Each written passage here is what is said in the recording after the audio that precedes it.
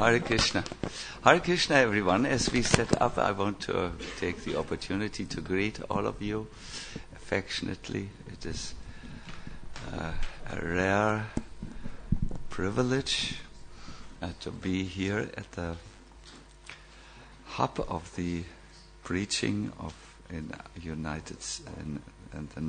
England. I always was very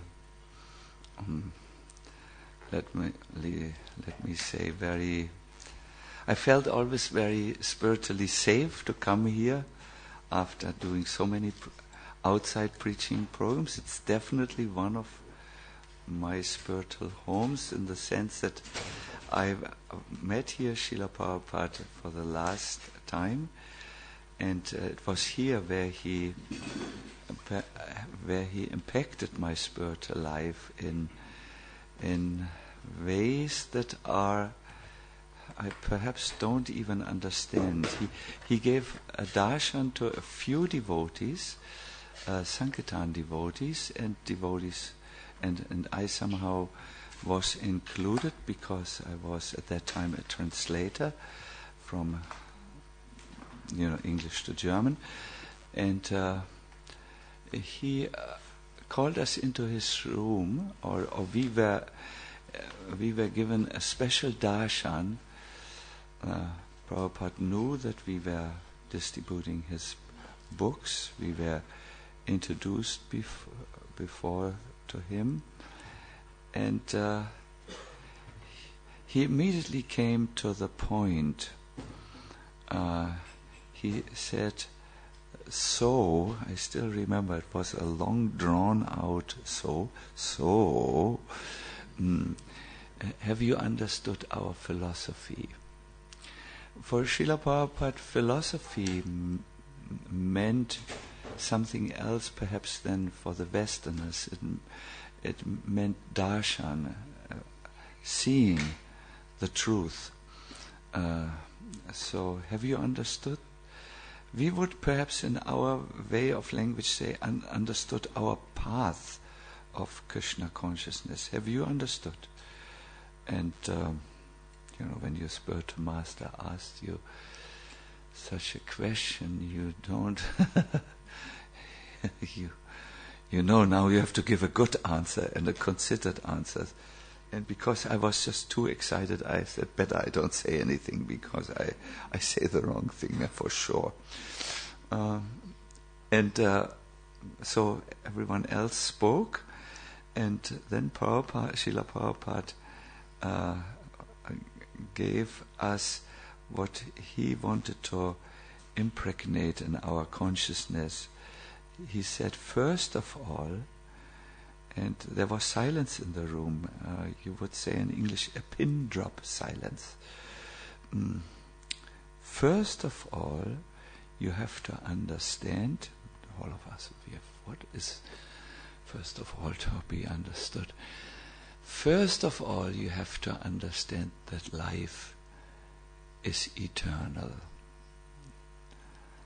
And at that moment when Prabhupada was already with one foot, you could say, in the eternal spiritual reality, he said, there was a lot of meaning in this sentence. Don't grieve, I am not the body, I'm eternal, and so are you. And this, I'm still unpacking this one sentence. What could it mean practically in 2000 and where are we at the moment according to conventional understanding? 24, of course, where else?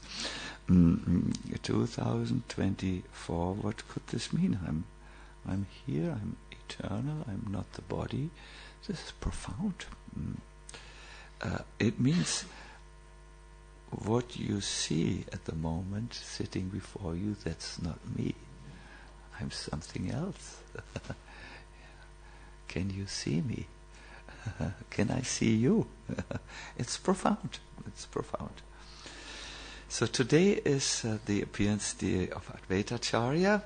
It's now many appearance days will come. Nityananda Trayodasi, Gauranga Mahaprabhu's appearance day.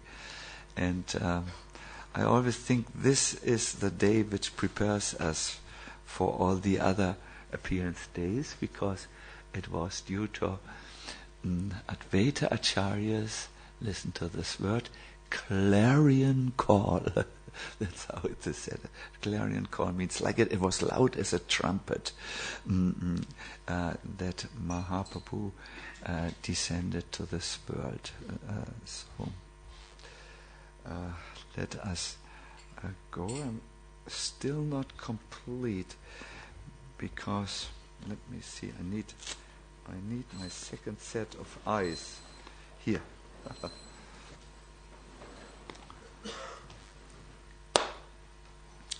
There's a mantra by which one can take shelter of Advaita Acharya.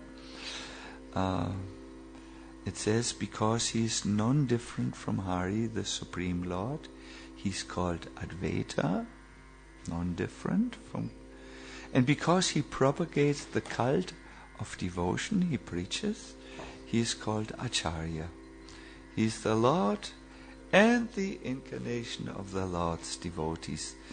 A devotee. Therefore I take shelter of him. Please repeat.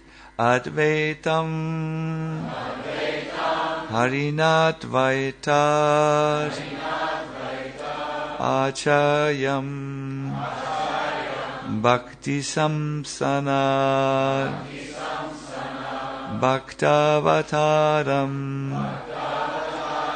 Isham Tam, Advaita Acharyam Ashraye. Good. I take shelter of Advaita Acharya.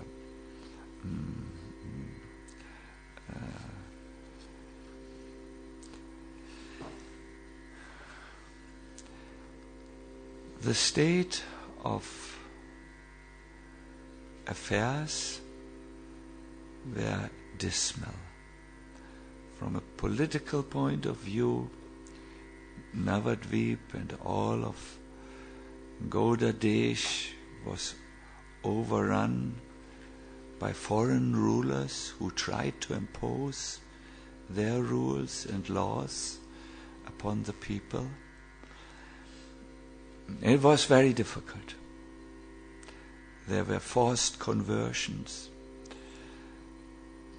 Cows were slaughtered, thrown into the wells, and when people drank the water not knowing that it had been sullied, they were told, now you have drunken impure waters, you gullible Hindus. Now you are no longer Hindus. You are part of our religion now. Intolerable. But perhaps from the spiritual point of view, at least from that point of view, more dismal was the total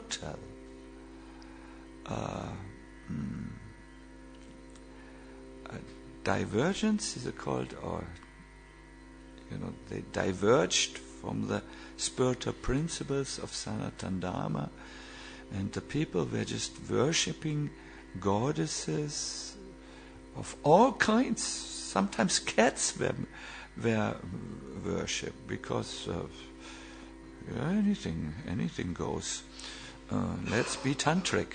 That's what the philosophy of the day was, and people really had turned away from the pure tenets of the Vedic scriptures. So a shining light arose in this dismal or dark conditions. Advaita Acharya, who made a vow. This is what he said. I shall worship Krishna now in a purified state of mind. I shall constantly petition him in humbleness. That was, when man cannot change anything, or when we come to the end of our wits, when we just see, life has gone out of my control. At that moment, it's wiser to do it before so that you don't come into this position. But latest then we must turn to the Almighty. This is Advaita Acharya. He said, my name Advaita will be fitting only if I'm able to induce Krishna to inaugurate the movement of the chanting of the holy name. My dear devotees, when will you fulfill the meaning of your name? Let us say someone of you is called, should I take a real person? No, then I might embarrass the real person. Let us call a paradigmic Vaishnava who represents all of us. Balaram Das. When will you, Balaram Das, fulfill the meaning of your name and become an unadulterated, constant, a doubt-free servant of the Supreme Lord? No? While he was thinking about how to propitiate Krishna by worship, the following verse came to his mind. I should chant with you a verse. I'm sorry. What is the verse which we have here? I'm ahead of me. My markers are Prakatiya. I'm sorry, please. Yes, here. Prakatiya deke Acharya sakala samsara. Prakatiya deke Acharya sakala samsara. Krishna bhakti gandhahina vishaya vyahara. Hina vishaya vyahara. Prakatiya deke Acharya sakala samsara. Prakatiya deke Acharya sakala samsara. Krishna bhakti gandhahina vishaya vyavahara. Krishna bhakti gandhahina vishaya vyavahara. Yes. Advaita Acharya, having appeared, he found the world devoid of devotional service to Shri Krishna, because people were engrossed in material affairs. Some were overwhelmed by the foreign rulers, and others were having concepts which were not in tune with the idea that we are pure servants of the Lord. Everyone was engaged in material enjoyment. Yes, the worship was done only with that God give me a Mercedes Benz. There was a hit song of my generation. Oh Lord, would you? No need to bring back times which were only centimeters away from being glorious, but they were away. Everyone was engaged in material enjoyment, whether sinfully or virtuously. That means by their so-called religious ceremonies. No one was interested in the transcendental service of the Lord, which can give total relief from the repetition of birth and death. Seeing the activities of the world, the Acharya, the teacher, felt compassion and began to ponder how he could act for the people's benefit. I will ask you a question at the end of the lecture, how you might act for the people's benefit, honoring the theme of this, one of the themes of this day. So Advaita Acharya thought, Apani Krishna jadi karenavatara, apani achari bhakti karena prachara. If Shri Krishna were to appear as an incarnation, he himself would preach devotion by his personal example. Namavinu kali kale dharma nahi ara kali kale koiche hobe Krishna avatara. In this age of Kali, there is no religion other than the chanting of the holy name of the Lord.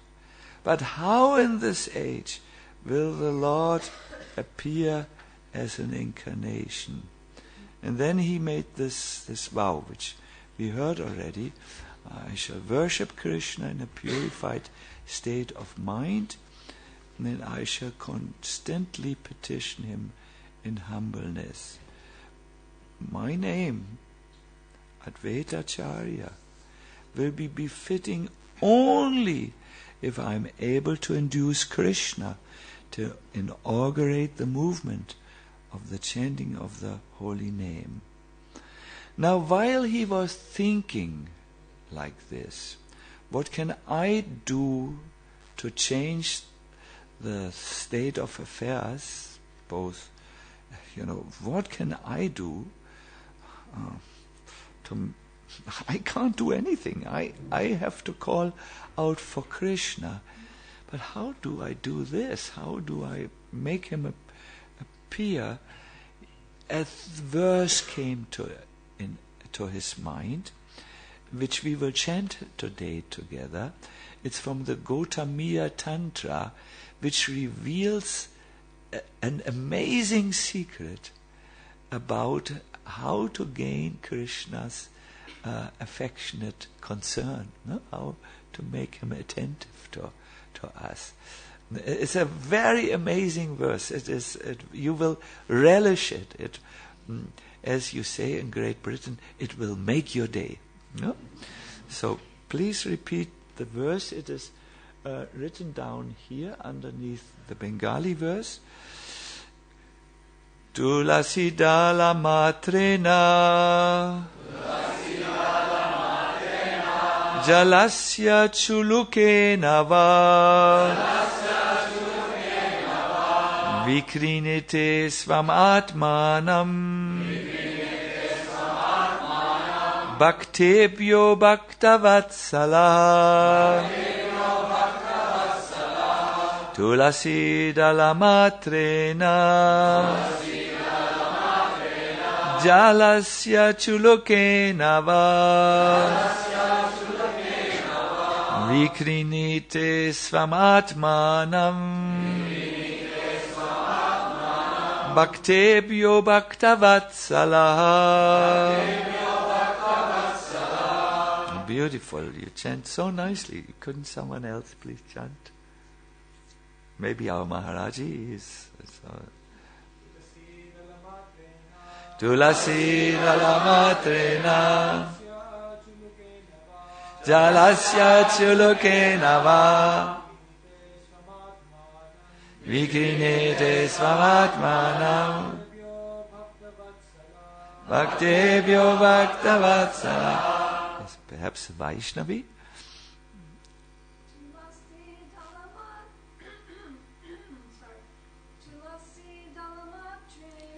Tulasi dalamatrena Jalasya chuluke nava Vikrinete svamatmanam Bhaktebhyo bhaktavatsala. Very, very nice. Your inner mood is very wonderful. This is what a devotee does. When a devotee is before any task, actually, he will look how to do this task for some hint in the Shastra. He knows, the devotee or she knows, that without guidance I'm blind. I cannot see my path clearly before me. And this is now a big task, to bring the Lord here down, to make him appear and descend into this world. So he referred to this verse where the affection of Krishna is highlighted and how absolutely it's easy to please him by just a little. You will see. Shri Krishna, says the verse, who is very affectionate towards his devotees. No, he is a close God. He is affectionate towards his devotee, sells himself to a devotee who offers him merely a tulasi leaf and a palmful of water. Does this verse remind you of something that Krishna himself says? It does remind you. What are you reminded? Padram pushpam phalamutoyam. Yes, I know. Would you be so kind to tell us the translation?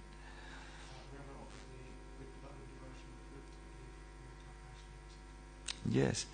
I shall accept whoever offers me with bhakti. That's important here. What is a patram? A leaf? A flower and some water. No? These are the three things here. And this verse says two things are enough. A leaf and a palmful of water. Why is this so? Why is Krishna like this? The Sanskrit word is Bhakta Vatsala. He's affectionate to his devotees. So Advaita Acharya considered the meaning of the verse in this way. This was his personal thoughts, if you want, his practical translation of the verse. Not finding any way to repay the debt he owes to one who offers him a tulasi leaf and water, Lord Krishna thinks, there is no wealth in my possession that is equal to a tulasi leaf and water. Thus the Lord liquidates the debt by offering himself to the devotee. Considering in this way, the Acharya began worshipping the Lord. So let us awaken our dormant intelligence here. I feel it's a little dormant in the audience still. Krishna thinks, what shall I give to the devotee who gives me this precious, highly valuable gift of leaf and water, and bhakti, of course, must be there. No? I have nothing. My devotee has outdone me again. Okay, I will become his slave. I will offer myself to the devotee. Here I am. I'm yours now. Considering in this way, the Acharya began worshipping the Lord, because if Krishna says, I'm yours, then he will say, okay, if you're mine, then let me request you something, and you must do it. Thinking of the lotus feet of Sri Krishna, Advaita Acharya constantly offered tulasi buds in water from the Ganga. He was sitting at the bank of the Ganga. He had a little altar, and on the altar he placed a shila. Does any one of you know what is the name of that shila which he placed there? It's perhaps a little hidden. It was a Nishinga shila. You can see this shila still. It's the same shila is there for your darshan. in his temple in Shantipur. He appealed to Sri Krishna with loud calls, and thus made it possible for Krishna to appear. Krishna felt, I'm the debtor. I have to liquidate my debt. What does he want? He calls out for me. Therefore, the principal reason for Sri Krishna's descent is this appeal by Advaita Acharya. Let me say it again. Therefore, the principal reason for Sri Chaitanya's descent is this appeal by Advaita Acharya. Mukhya means the principle. The Lord, the protector of religion, appears by the desire of his devotee. And now Krishnadas Kaviraj quotes a very well-known verse. This is a verse where very well known. Let me just read it to you. Are you still able to listen, or is there a verse overload? You will try, no? Jiva Goswami gives you a tip which I have always applied, especially in the morning when I'm a little bit under the morning, you know. I don't know how to say it in English, in a polite way. I know how to say it in impolite ways, but I won't do this. He says we should follow the scripture like a calf follows the mother cow. The calf knows the mother cow has what I value most, milk, and I follow with utmost interest behind the cow so that I can drink the nourishing milk from her udder. So in the same way the devotee follows Shastra or scriptures, thinking that I might glean a deep understanding here. Hare Krishna. O my Lord, you always dwell in the vision and hearing of your pure devotees. You also live in their lotus-like hearts. It means the devotees can see Krishna, the pure devotees. They hear about him constantly, and they can see him in the lotus-like heart, which are purified by devotional service. Once there was a journalist who asked Prabhupada, can you see Krishna? And Prabhupada said yes. So there was another devotee who wanted to explain Prabhupada's yes to the journalist so that it would be acceptable to the mind of the journalist. He sees him as Paramatma, the super soul everywhere. And Prabhupada said, no, I see Krishna. And at one time I remember Prabhupada was asked, what does Krishna do at the moment in your heart? And Prabhupada says, he takes a rest in the moment. So here the verse says, you always dwell, at least the translation, this Prabhupada's translation says, you always dwell in the vision and hearing of your pure devotees. Sanskrit verse is Shrutekshita, no? O my Lord, who are glorified by exalted prayers, you show special favor to your devotees by manifesting yourself in that eternal form in which they welcome you. So Advaita Acharya was thinking of the Lord who would inaugurate the Dharma, the Yuga Dharma at this time. And the essence of the meaning of this verse is that Lord Krishna appears in all his innumerable eternal forms because of the desires of his pure devotees. This is a lot to take in, I know. Let us condense it. Let us speak it in a way that a laborer at the London harbour will understand it. He is a great devotee, a Bhakta avatar, the avatar of a Bhakta, who's also an Acharya, Advaita Acharya, who sees the situation of the world is deplorable.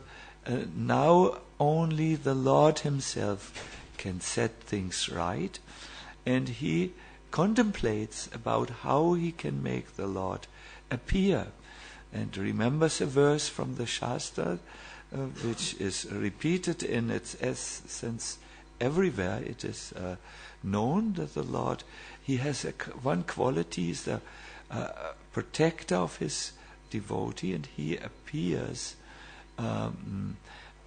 when he is just worshipped in a simple, accessible way, and then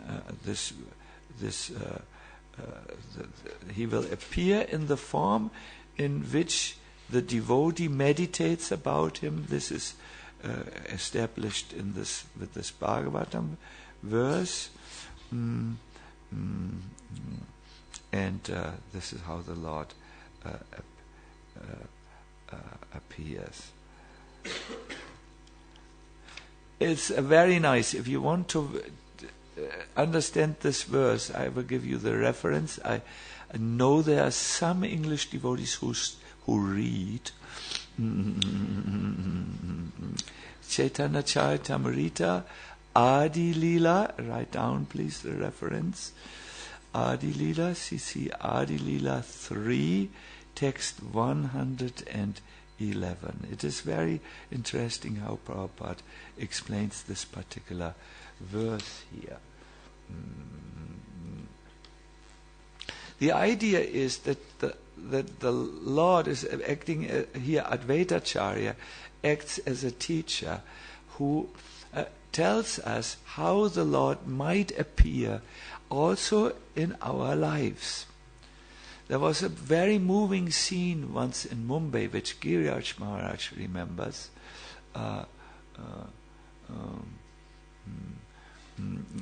Prabhupada was in, we didn't have a temple yet, he was in an apartment of a life member and gave a morning class to perhaps a few devotees, 15, 17 devotees like this, small number. And all of a sudden the door opened and a very dark-looking man came in. He was only dressed with a gamsha, his body was dark, and everyone thought, what does he want? And he just went through the devotees and approached Prabhupada, and then he somehow got a flower, and he offered the flower in devotional ways to Srila Prabhupada, paid his obeisances to Prabhupada. He was a laborer who was working there, and went out. So Prabhupada was so much moved by the man's simple act of devotion that for several moments he was unable to speak. He was choked up. He just looked down and closed his eyes. Finally, in a voice that was shaking with emotion, he said, I will read this now. Such a simple man. Yet somehow he understood that a saintly person is here, and he gathered some flowers to offer. In the Bhagavad Gita, Lord Krishna says Please join me, you all know this verse. Patram pushpam phalang toyam yo me bhaktya prayachyati tadaham bhaktyuparitam ashnami prayatatmano. If one offers me a leaf or flower with love and devotion, I will accept it. Krishna is the Supreme Personality of Godhead.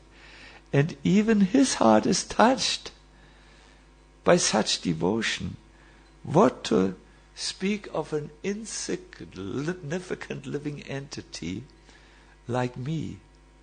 How much more I will feel overwhelmed. See, Prabhupada's very soft and hard. No, if the Lord, the Supreme Lord, is pleased by offering him a simple offering of flower, fruit, and water, the leaf is there, no? Then how much more I am pleased. So here Advaita Acharya opens a door to an area of devotional service that is very, very desirable for all devotees. It is bhakti means to think, my Lord, no? Mamatva. There's a verse which Rupa Goswami quotes. Great authorities, Prahlad, Bhishma, and others have expressed that bhakti means he's my Lord, no? And I can please him by a simple act of devotion. This is very, very nice. Regarding this, there are two little pastimes of Advaita Acharya which I would like to share with you today. I read them in a book about Advaita Acharya. It was a compilation from various shastras, and I remember Ananta Sanghita was quoted often, and so on. And there this pastime is described that Advaita Acharya, after he had completed his puja for that one day, took the flowers. He also offered flowers to Tulsi. You know, Navadvip is full of champak flowers and everything. He did his pujas. He just threw them into the Mother Ganga, and something very amazing happened. The flowers did not go the ordinary way. How do flowers float when you throw them in the Ganga, in any river? They go downstream, right? You are city boys and girls, but this much you should know. You know, they go downstreams. They go in the direction of the streams. But these flowers of Advaita Acharya went upstream, if that is an English word. They went against the stream, and they found their way to a single, to a lady who was very devotedly bathing upstream, several kilometers upstream, kilometers or miles, you say in your country, and who was offering Ganga's water and praying, and these flowers came and was building a circle around her. Can you understand who this lady was? Sachi Mata. You know everything. Sachi Mata, yes. The Lord appeared through her. Advaita Acharya was also, when Mahaprabhu had appeared, his name was Nimai, but at one time there was a deep problem.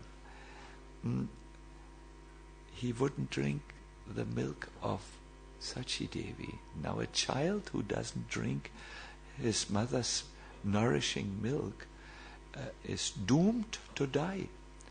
And we hear that the other children of Sachi Devi had all left very quickly after their birth.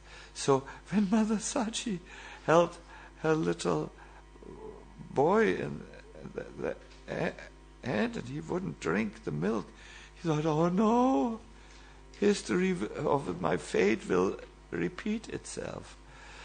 She had given birth already to an elder boy before Gauranga Mahaprabhu. His name is, good name, Vishwarup, yes. But still there was the traumatic memory that other children who came before left right after the birth. This is extremely traumatic for a lady, and she was panicking for what to do. And it was known that there was a great Acharya, reader and an interpreter of the scriptures in Shantipur, Advaita Acharya. So the family sent a messenger, please come, Advaita Acharya, come and inspect the situation and give the solution how the little boy will drink. And Advaita Acharya came, looked at Mother Sachi, paid her obeisances. He knows everything. He's Advaita Acharya, and could say that Mother Sachi was not initiated in the Gopal mantra. That was the reason. Her milk was not prashadam. There was no mantra. So the Lord did not drink unoffered milk, which was not sanctified by mantra. So Advaita Acharya, don't worry, this is pastime of the Lord, just here's the Gopal mantra chanted and he will drink. Which Sachi Devi did.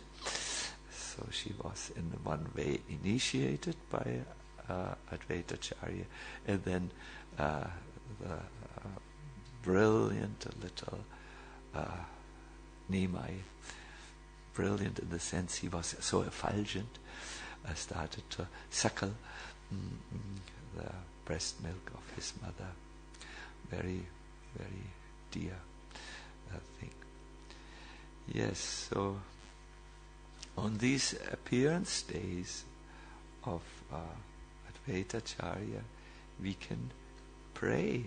He actually, through his, I once read an earlier publication of Srila Prabhupada, through his trumpet-like calling, it was very loud in other words, he reached the Lord, and he subsequently appeared. In this verse, this is called the Mukhya, the primary reason, and his name is also Acharya. He gave a teaching to all of us that through proper prayer and a small little gesture of devotion, like here this offering of water and tulsi. Tulsi was readily available. You can also take a flower, homegrown English flower. I don't know what flowers grow on this island in a natural way, but and turn to the Lord and request Him for a devotional request. Why not? Why not? This is, for me, the great lesson of Advaita Acharya and these beautiful shlokas of the Bhagavatam. There was something else which I wanted to share with you, though.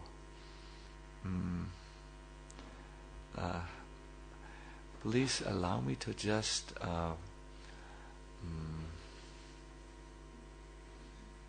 retrieve that. Yes, here it is. Memory, no?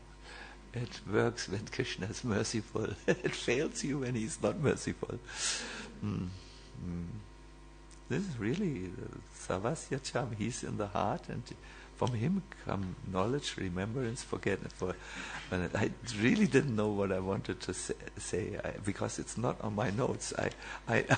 What's on the notes, that's easy. You just go by the notes and you talk about the notes, but this is not on the notes, but it's in my heart. I wanted to tell you this. My dear devotees, please listen now very carefully. I have only one chance to address you. This is the only thing, and I have obviously thought about what I will say now, so this is for you, and kindly give me your full attention now. I want to repeat something which I heard Naveen Krishna Prabhu presenting, and it will come in a moment. Memory is, I had it, but now it's gone already. Perhaps Krishna. Savasya Cham Hridi Sanivishta.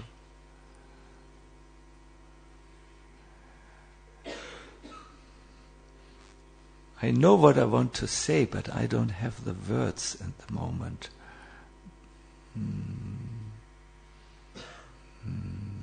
It will come. It will come if Krishna is merciful.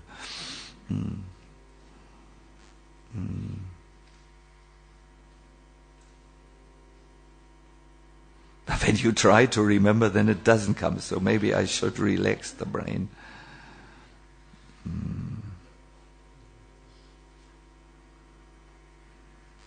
Subject is clear, but the wordings were so nice and brief. Is Naveen Krishna here? Not yet. So,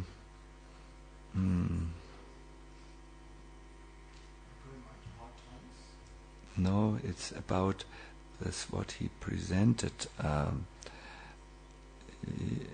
Yeah.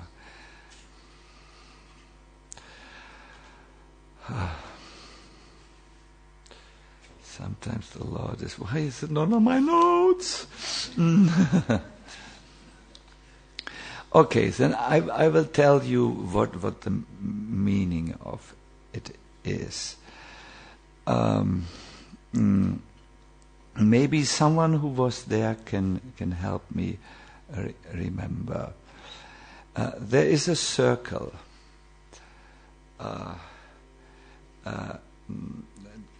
In the beginning of the circle, you pray to, there are hard times, and then the devotee, or then a person endeavors very hard. It's about the circle which he showed, no?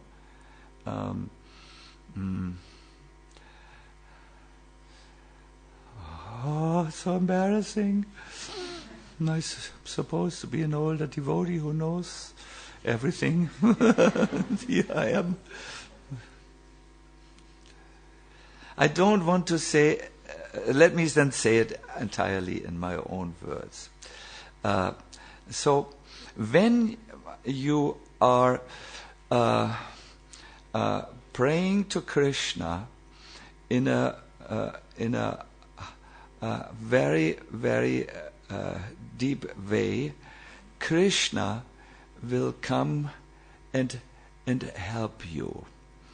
The early devotees who made our yatra in England prosper were really in the most simplest of circumstances.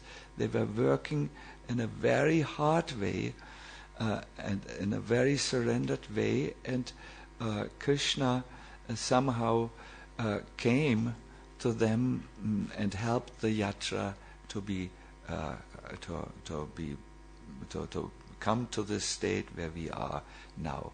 A beautiful temple, a wonderful Haveli, I think you call it in Gujarati terminology, this beautiful place there, and so on.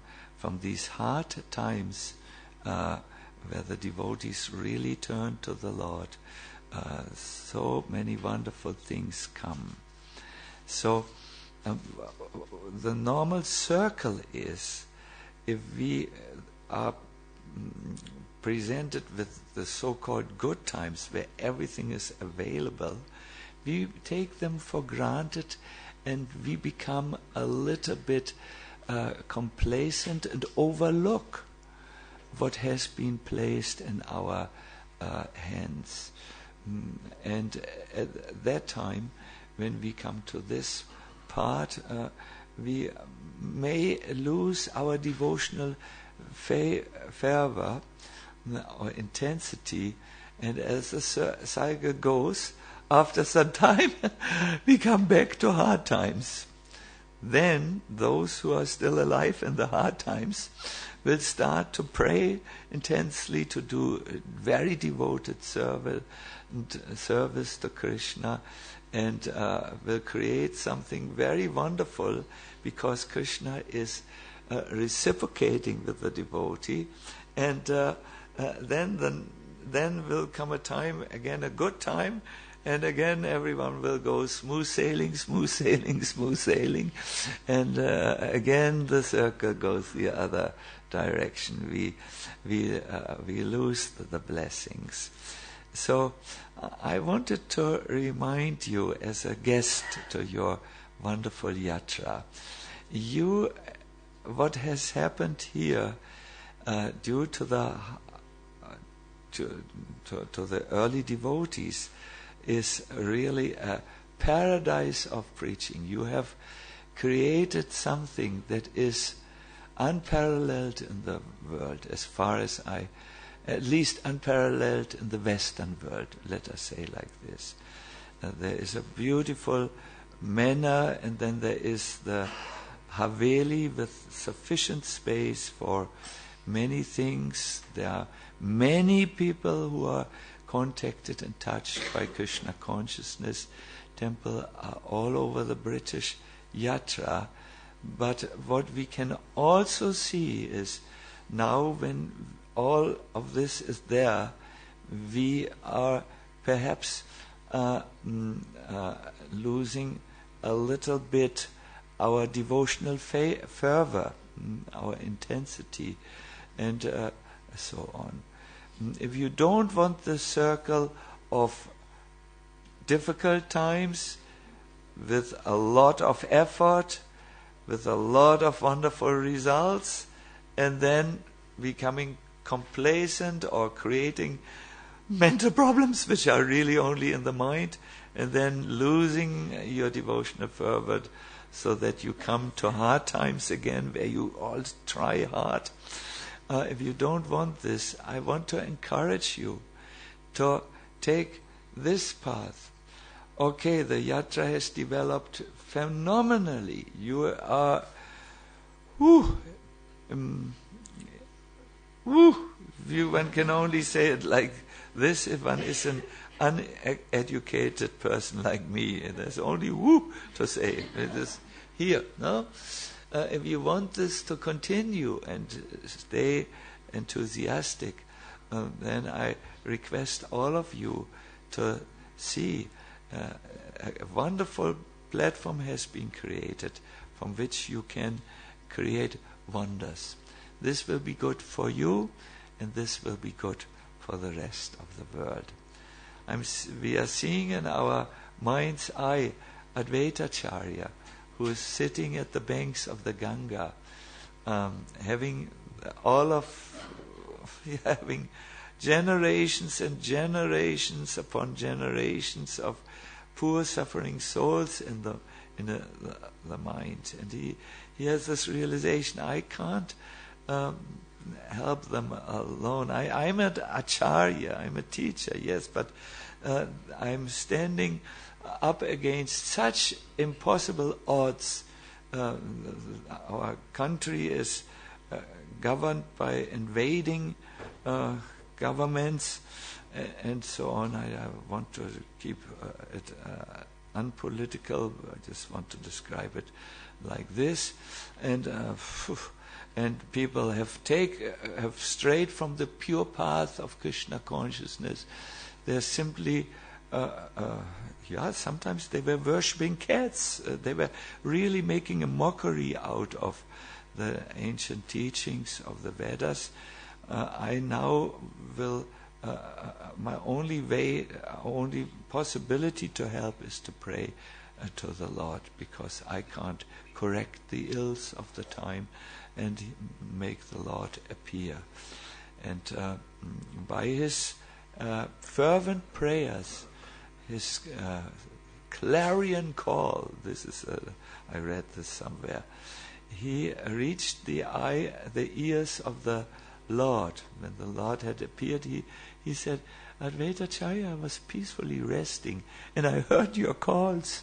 They were piercing through the layers of the universe and reaching my ear, and I could not stay any longer in my resting position. I had to come due to your calling. You made me appear. So this was Advaita Acharya. What will you do to make Krishna appear in your life? What will you do to convince Krishna? What will be your clarion call or your trumpet-like call? It means intense call. What will you do to wake up from the present situation to an ecstatic, dynamic, happy, dare I dare to say it, form of practical Krishna consciousness?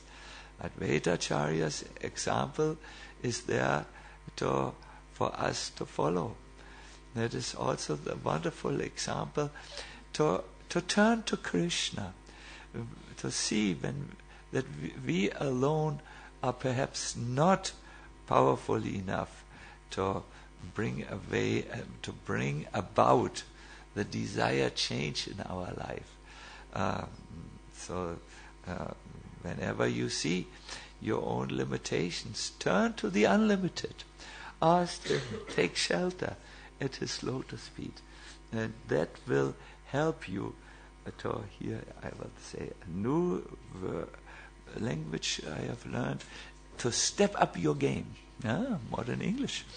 To come to that platform. Please be careful. There is this circle of degeneration in life. First, people are very eager to turn to the Lord. They work hard. Then a wonderful situation is created in which we find ourselves, and then we who are in that beautiful circumstances, comfortable circumstances, might lose our, here comes my new English word, our devotional fervor. Can you understand this English word? Good. We might lose our devotional fervor. We might become lukewarm. And then we have then everything will become dismal around us. No? So this is some message from the appearance of Advaita Acharya. Thank you very much. I'm so sorry. It is sometimes good to be embarrassed in public, as I was today. I just can't. I knew it so well, but Krishna has erased it from my memory. Wonderful. We should always remember we are humble servants of the Lord, absolutely dependent on Him as far as knowledge, remembrance, and forgetfulness is concerned. I know, I would sit in the car and I said, this is my... but the Lord just took it away. But I was trying to meet the spirit of what I wanted to say, but I could have said it much better. Please excuse me. Hare Krishna. So, I have ended what I wanted to say. I thought we just chant this one mantra to Advaita Acharya together again, and then I would be very happy if you have some questions. Is it here? Yes. Advaitam, Harinadvaitat, Acharyam, Bhakti Samsanat, Bhaktavataram, Isham Tam, Advaita Acharyam, Ashraye. I surrender unto that Advaita Acharya, who's non-different from Hari, the Supreme Lord. He's called Advaita, and because he propagates the cult of devotion, he's called Acharya, teacher. No, he's the Lord and the incarnation of the Lord's devotee, Mahavishnu and Sadashiva together. No? Therefore, I take shelter of him.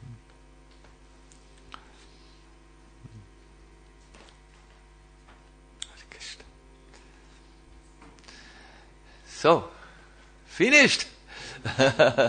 But we still have 10 minutes time. If you have any good question, please ask your good question.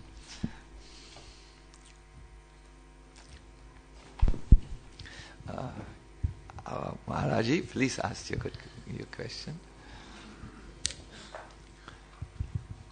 Sure. Thank you. Our Maharaji was first. I'm sorry. I will come back to you after some time. So please hand the microphone. And I will certainly make sure, if the time is not there, I will come to you and will speak to you. Don't worry. Yes. Thank you so much, Maharaj. Maharaj, here we're hearing about how Advaita Acharya, he was doing something externally very simple, but he had a very deep intensity in his heart. So I was just reflecting on my own life that sometimes when we do something very simple for Krishna, it seems that intensity is not there. We find it very difficult to generate that focus on Krishna, that crying out for Krishna. So what we often try to do is make a more bigger offering on the external, with the hope that will increase also the inner dependence, the inner intensity to do that service for Krishna. So I just wondered whether you had any thoughts on this, that to develop the inner intensity, is it that we try to do externally something more, or is it that is there some other way to develop that inner intensity? Thank you for asking.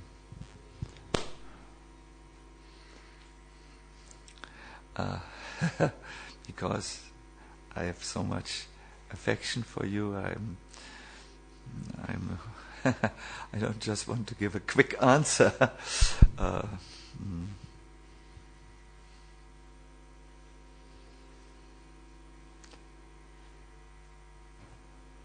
How can we jumpstart our sleeping bhakti? That is. So I always said bhakti comes from a bhakta. So we might not be able to generate it on our own.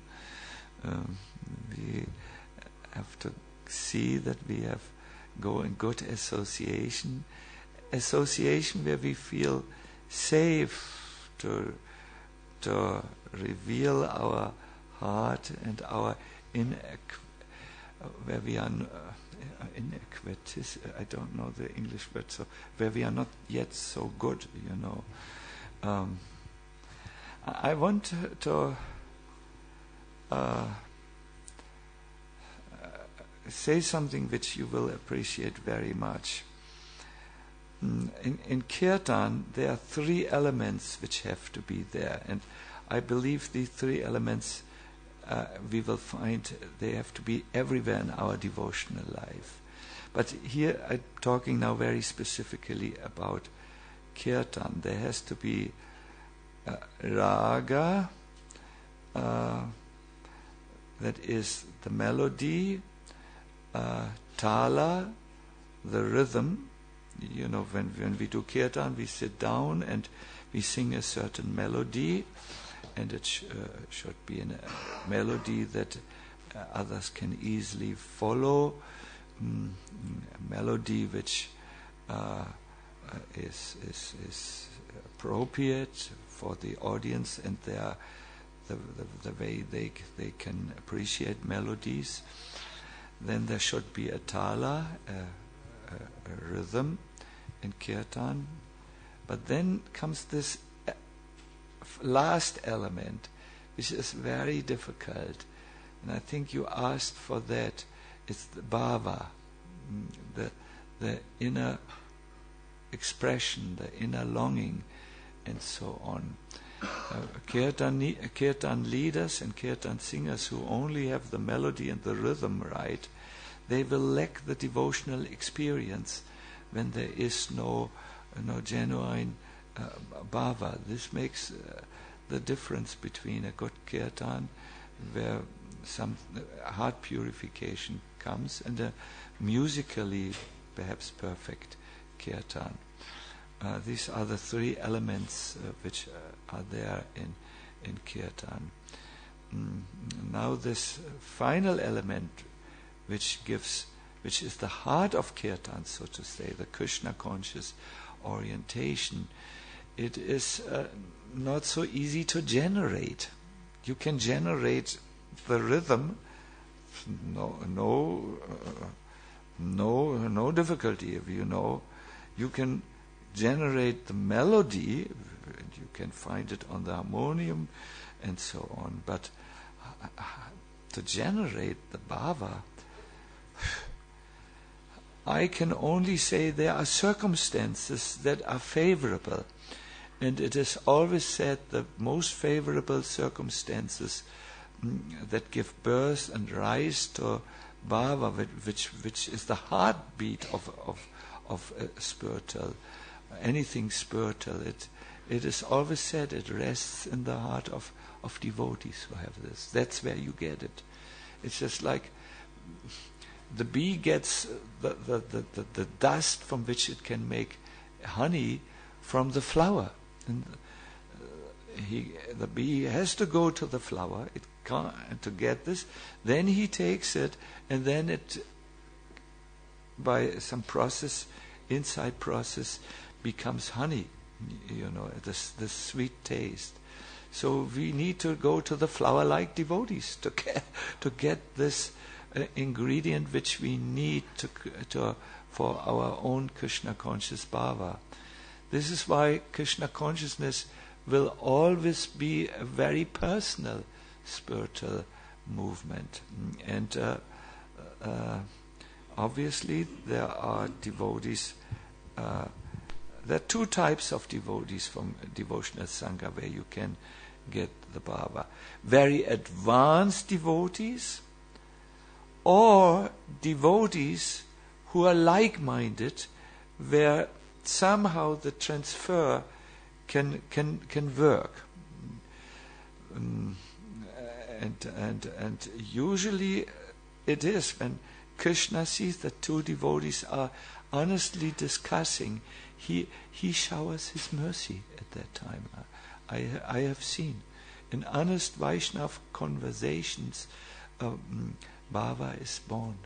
That mystical element that is outside of our reach. There's no bhava store anywhere, not even in ISKCON. That is in the heart of the devotee. That is there, and that gives life to our devotional practice.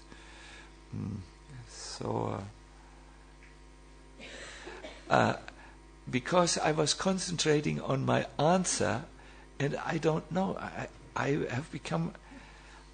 My memory has become so weak.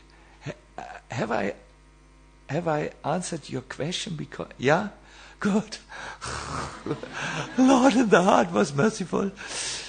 No, that is when you become old, my dear devotee, elderly. I'm now in a few days 70 years old. What a scandal!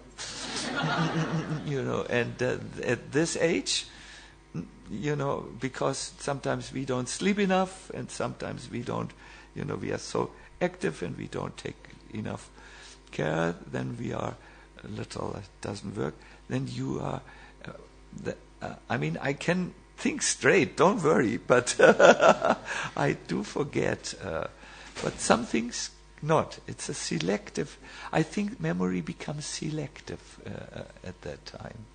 But for instance, I had it already what I wanted to say, but I could only give a poor summary of what I wanted to say. I tried to get an exit. Wait a minute. When I was in the car, I knew exactly, and I had the very nifty English expression. But, boom! Total void in the brain. Hare Krishna. Brain fog. Yes, when you get older, this will happen to you also. Hare Krishna. Good. I have a very intense day today, so I will just briefly talk privately to that devotee. I will let all of you go. It's now 9:00. Is there something which you could take away from this class, perhaps? I think it is important that that we remember that shloka which the Lord becomes easily pleased if we offer Him this. It is something like our Patram Pushpam Phalangto Yam, which Prabhupada quotes here, no? That the Lord will speak to you, my dear devotees, like He spoke to Advaita Acharya. Just turn to Him in a simple way of devotion, and He will enliven your heart, your tired heart. He will enliven your illusioned heart. Sometimes illusion is there in the heart. Your corrupted heart, Maya is also there and corrupts us. Yes. But the Lord is there, He can help. And for me, that is the great gift of Advaita Acharya, the hopeful gift of Advaita Acharya. So, Hare Krishna. Srila Prabhupada ki jai. Yes.